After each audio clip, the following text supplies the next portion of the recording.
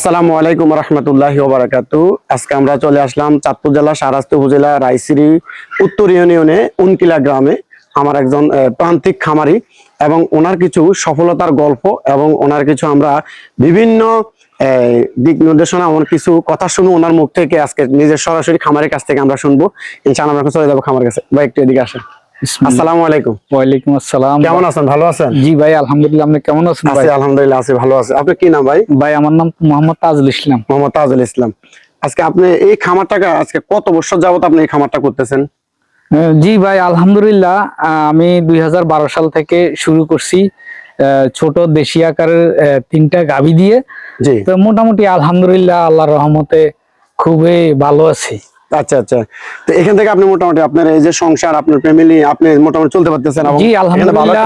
আমি এই দুধ খামার করে মোটামুটি আলহামদুলিল্লাহ এই দুধ বিক্রি করে আমার সংসার এবং আমরা নিজেরা মোটামুটি পর্যায়ক্রমে চলতেছি। আজকে স্বাবলম্বী আপনি? জি আলহামদুলিল্লাহ। আমার কি দর্শকদেরকে আজকে আপনি কি সুন্দর আপনার এই যে গরুর বাচ্চাগুলো অথবা আপনি কিভাবে কৃমিনাশক করতেছেন, কিভাবে আপনি বিভিন্ন টিকা দিচ্ছেন কিনা, এগুলো কি আমাদের একটু দর্শকদেরকে বলবেন? জি আলহামদুলিল্লাহ। যে আমার দর্শক বিন্দু ভাইয়েরা আছেন, আমি ওনাদের উদ্দেশ্যে বলি, আপনারা প্রতি 6 মাস পর পর আপনার এরকম গাভীকে এবং গাভীর বাছুরকে একটা করে টিকা দিবেন।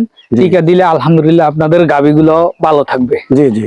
আর আপনি কৃমিনাশক করেন কত? জি আমি ভাই 3 মাস পর পর আমার গাভীকে চামড়ার নিচে আর কি ইনজেকশন দিয়ে M18 প্লাস আছে, এরপরে ভার্মিক আছে, বিভিন্ন অনেকগুলো কোম্পানির ওষুধ আছে। জি এইগুলা দিয়ে আর কি, এগুলা দিলে বেশিরভাগে ঝুঁকিপূর্ণটা কম। তাহলে আমরা কি কথাই বলবো নাকি আমরা একটু আমার দর্শকদেরকে আপনার খামারটা একটু দেখাবেন? জি আসেন ভাই, আলহামদুলিল্লাহ দেখেন। আচ্ছা চলুন তাহলে আমরা একটু আজকে আমরা ওনার খামারটা একটু ঘুরে ঘুরে দেখাবো এবং দেখানোর চেষ্টা করব।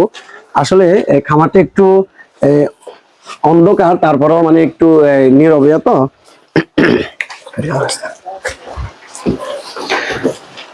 এই যে হচ্ছে বাছুর, এটা হচ্ছে তাজুল ইসলাম ভাইয়ের ছোট্ট একটি মিনি। আপনার খামারের নামটা কি ভাই? আমার খামারের নাম হইলো তাজুল ইসলাম ডেইরি খামার। তাজুল ইসলাম ডেইরি ফার্ম না? জি। আচ্ছা আচ্ছা। এই যে আপনার, আচ্ছা এই বাছুরটা আপনার কতটুকু দুধ দেয়? এখনো বাছুরটা বয়স কম, তো মনে করেন না 12-13 মাস হয়েছে বা 14 মাস, এখনো হিটে আসেনি বাছুর।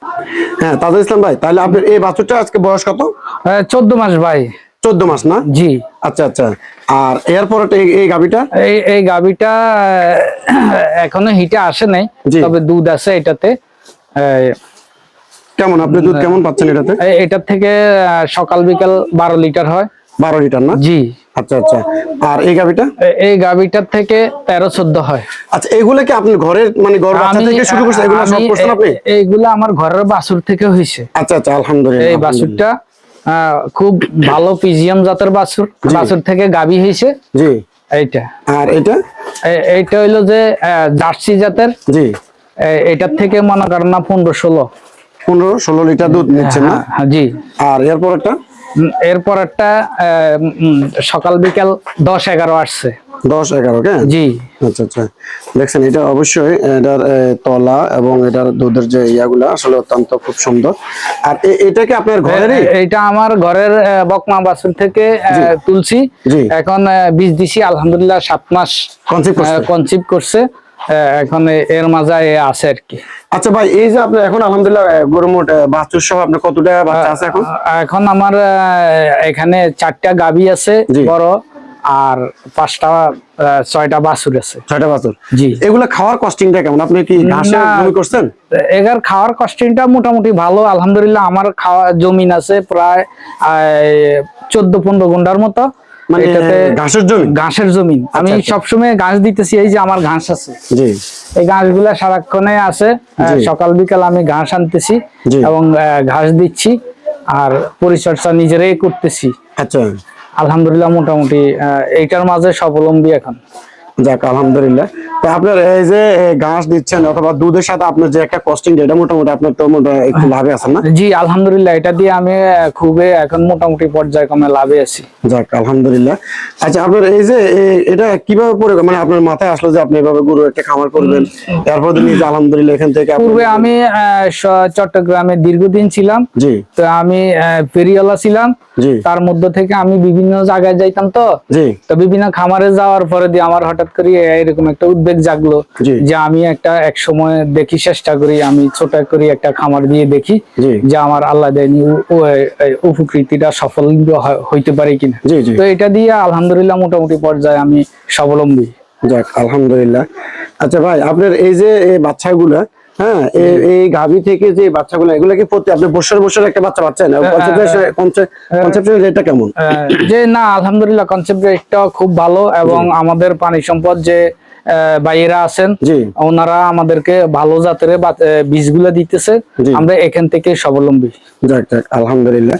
আসলে আমি এবং আমার যারা আসলে অনেক সময় যারা দোকানে পাটে বসে থাকে, যারা বেকার, আমার এই আপনার ওনাদেরকে একটু, ওনাদের উদ্দেশ্যে একটু কথা যদি আপনি যদি বলতেন যে আপনি আসলে ভাই হিসেবে। হ্যাঁ, আমি ওনাদেরকে বলতে চাই ভাইয়েরা, আপনারা বেকার না থাকি, আপনি বেকার না থাইকা যদি পিজিএম জাতের এরকম 2টা বাছুর দিয়েও আপনি একটা খামার শুরু করেন, তাহলে আপনি আশা করি আপনি স্বাবলম্বী হইতে পারবেন। এবং এরকম ধরনের বাচ্চাগুলো কি আপনার গাভীর না? হ্যাঁ জি, এগুলো কি সব বকনা বাচ্চা? এই যে আমার এইগুলা সবগুলা বকনা বাচ্চা, আর এই 2টা হলো বিরিশ বাচ্চা, ষাঁড় বাচ্চা না? জি ষাঁড় বাচ্চা। এই দেখেন, এটা এই যে তলা, এবং আলহামদুলিল্লাহ মোটামুটি এটাও কিন্তু ভালো জাতের, এবং এটা ফ্রিজিয়ান জাতের, এবং এই যে এটারও কিন্তু দেখছেন এই যে ভালো মানের তলা আছে, অনেক সুন্দর, এই যে অনেক সুন্দর দেখছেন, মনে হয় যেন এখনই তার ওলানে অনেকগুলো দুধ আছে, কিন্তু না। এগুলো বাচ্চার বয়স কত ভাই? এগুলা বাচ্চার বয়স 10 মাস। 10 মাস না? জি। এই যে দেখছেন, আমি আপনাকে একটু ভালো করে দেখাই, এগুলো হচ্ছে কিন্তু এই যে 10 মাসের। আর এই যে ওনার এই আরেকটা, এখানে উনি খুব সুন্দর ভাবে, এই যে দেখুন কি সুন্দর ওরা খাচ্ছে। আপনি মানে খাওয়া কিভাবে দেন? সকালে কি দেন আপনি? আমি সকালে এই খোল দিছি, ভুট্টার পাউডার আছে সিদ্ধ করে দিছি, আর দ্বিতীয় অংশ আমার ভুসি আছে, ভুসি দিছি, গমের ভুসি এবং ছোলা টোলা এগুলো আছে আর কি, এগুলা দিচ্ছি আর কি। পরিমাণে কমে দিচ্ছি, আমরা বেশিরভাগে ঘাস খাওয়াইতেছি। ঘাস আমার শ্বাসে ঘাস আছে, তো ঘাস দিচ্ছি। আমি বলবো আপনারা যারা খামার করতে চাচ্ছেন অথবা খামার করার জন্য চিন্তা করতেছেন, অবশ্যই আপনাকে আগে একটি ঘাসের জন্য জমি করতে হবে, তাহলে আপনি এখান থেকে ভালো একটি রেসপন্স পাবেন, এবং আপনার যে দানাদার যে খাদ্যটা, ওই খাদ্যর আপনার কস্টিংটা খুব কমে আসবে। হ্যাঁ, তো এই কারণে আমি বলবো আপনি আগে অবশ্যই যে ঘাসের একটি জমি অবশ্যই আপনি করতে হবে, তাহলে আপনাকে এখান থেকে ভালো একটি প্রফিট পাবেন। এবং আমি মনে করব এই যে ওনার, এই যে তাজুল ইসলাম ভাইয়ের এই যে গরুগুলো, এই যে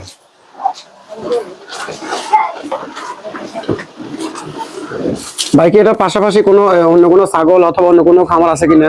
জি ভাই, আমার পাশাপাশি আমার 7টা ছাগল আছে এখন, বাছুর সহ, এইগুলা দিয়ে আমি এখন আছি আর কি। আর পাশাপাশি আমি একজন কৃষক। আমার কৃষি জমিন আছে। আচ্ছা, প্রায় 2.5 একর। সেদিকে যান, হ্যাঁ, একটা গরু মাঝখানে একটু দাঁড়ান। গুড।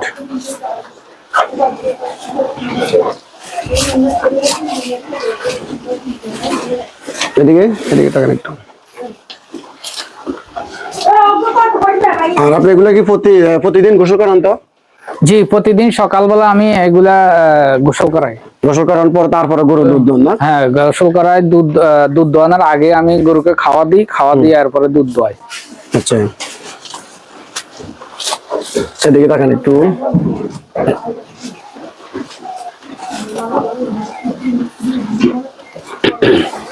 তো আমি বলবো আমার যারা বিভিন্নভাবে আমার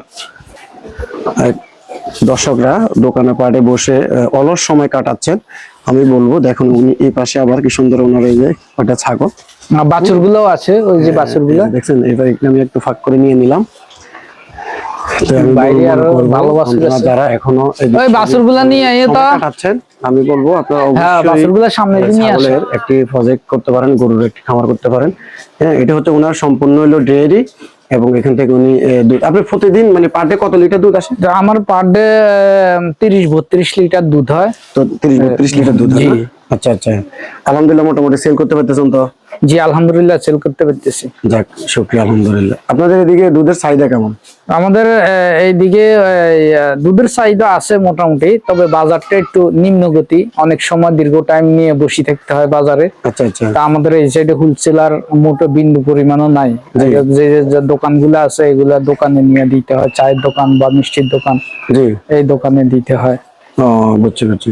তা আসলে যাক, আমি বলবো যে আপনারা সবাই তাজুল ইসলাম ভাইয়ের জন্য দোয়া করবেন, ওনার এই ডেয়ারি ফার্মটা যেন উনি আরেকটু স্বাবলম্বী হয়, এবং উনি যেন, আমি দেখছি তো ভাবিও অনেক কষ্ট করে আপনার এই খামারে মনে হয়। না ভাই, আমরা উভয়ে তো কষ্ট না করলে খামার পরিচালনা করাটি সম্ভব হইতো। জি জি, অবশ্যই। এই যে ওনার হচ্ছে এটা, এই যে ওনার খুব সুন্দর একটি খামার। আসলে আমরা যারা এই বিভিন্ন পার্টে, দোকানে পার্টে বসে থাকেন, না থেকে আসলে কিছু করার চেষ্টা করুন, অবশ্যই ইনশাল্লাহ আপনি একদিন সফলতা হবেন। হ্যাঁ, তো সবাইকে ধন্যবাদ। আসসালামু আলাইকুম রহমতুল্লাহ।